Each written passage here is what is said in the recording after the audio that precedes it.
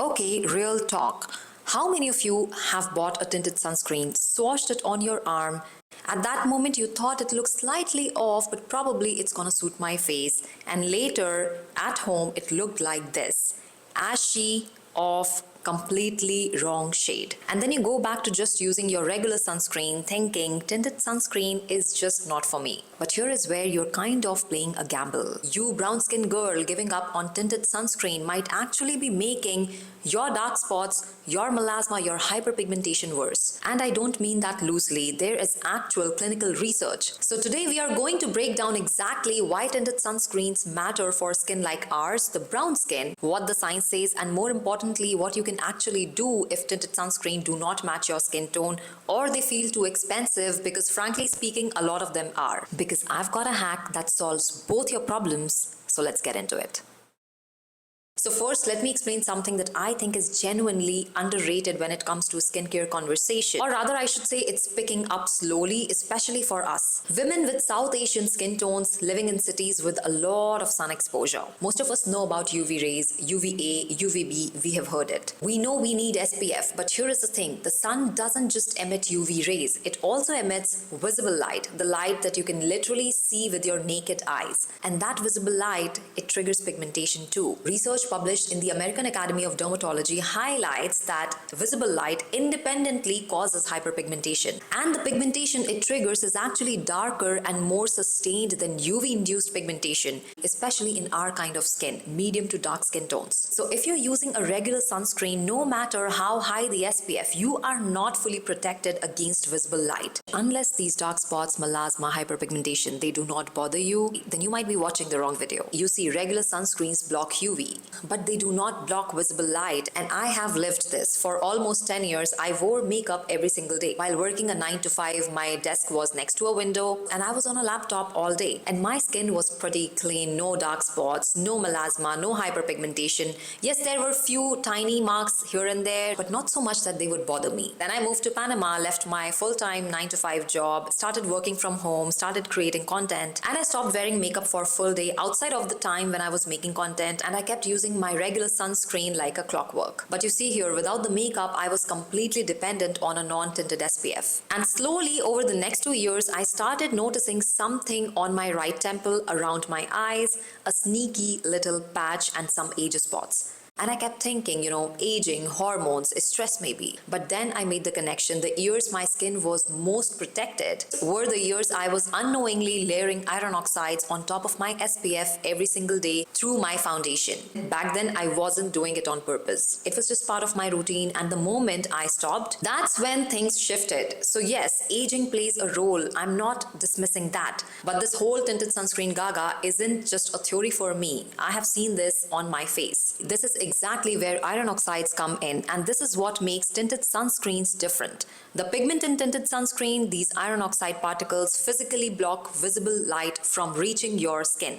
Your regular SPF 50 cannot do that. And here is another clinical study that compared tinted sunscreens versus non-tinted sunscreens, found that daily use of tinted sunscreen reduced pigmentation, hyperpigmentation after just 30 days, while the non-tinted sunscreens showed no reduction at all. This study is pinned in the description in case you want to check that out. And for melasma, dark spots specifically, which a lot of you have been asking me about, another randomized control trial found that tinted sunscreen containing iron oxides was significantly more effective at preventing melasma relapses than UV-only sunscreen. There is something called MASI score, which doctors usually use to measure melasma severity, and that MASI score dropped 75% with the use of tinted sunscreen. So this is not just a small difference, this is clinically meaningful. Okay, so now you understand how tinted sunscreen work, they actually work. And on my channel, I have spoken about them so much because I truly believe they actually work. But we still have a very real and a very valid problem. Most of these tinted sunscreen,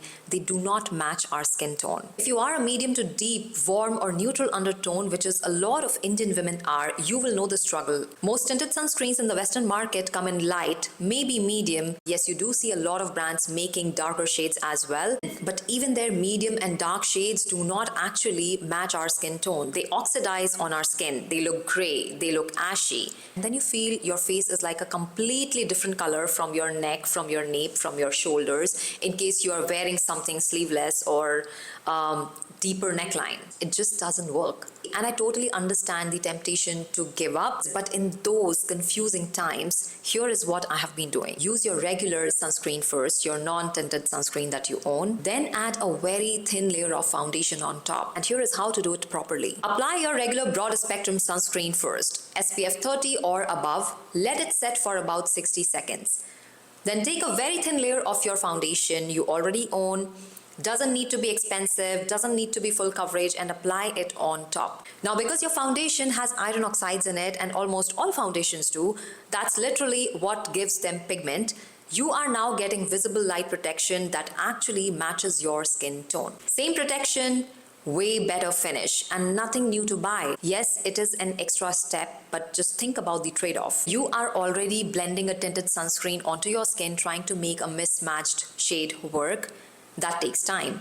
This hack is actually the same effort. It actually matches you and it costs nothing extra, and that's a pretty easy yes. Now, second thing I hear, I get a lot of comments about it. Tinted sunscreens are very expensive. And honestly, yes, some of them are. If you are looking at high-end brands like Isdin, La Roche-Posay or Color Science, you are looking at easily $40 to $60 every month, and that adds up. And I know for a lot of us, there is also a bit of guilt around spending that much money on a sunscreen, where you can use that money and get, some really good serum or treatment done. So here is the thing with this hack, you don't have to. The same two-step hack I just walked you through, sunscreen plus foundation, gives you the functional equivalent of a tinted sunscreen. Your foundation already has iron oxides. Now with this hack, the only thing I want you to make sure of, do not skip the sunscreen underneath. The foundation is adding only the visible light protection, but it's not replacing your UV coverage. Both layers need to be there. Now at this point, I want to talk to those of you who are personally dealing with melasma, hyperpigmentation, dark spots, especially if it showed up during the pregnancy or while you were on the pill, dark spots left behind after a pimple, after waxing, or after any kind of irritation. If that's you, and I know a lot of you are dealing with this in my community, this is where I really need to take the tinted sunscreen conversation seriously. Because you can use the most expensive vitamin C serum, you can use your retinol every night, but if you're not wearing a tinted sunscreen every morning, you are not blocking the visible light during the day, you are undoing all your work. The pigmentation will come back. Studies confirm that patients with melasma who used visible light protection showed significantly better long-term outcomes than those using only UV sunscreen, even when they were using the exact same actives in their evening routine. Sunscreen is not the last step in your skincare routine, it is the most important one. So to summarize, if tinted sunscreens do not match your skin tone, layer your regular SPF with a thin layer of foundation. If tinted sunscreens feel too expensive, try the same hack. Same outcome, zero new purchases. And if you're dealing with hyperpigmentation or melasma, please take visible light protection seriously. The research is there, it's not just marketing. If you found this video helpful, let me know in the comments. I want to know if you've tried this hack or you have tried this unknowingly and it worked for you. And drop a question if you have one. I'll see you guys in my next video. Until then, stay tuned, stay beautiful.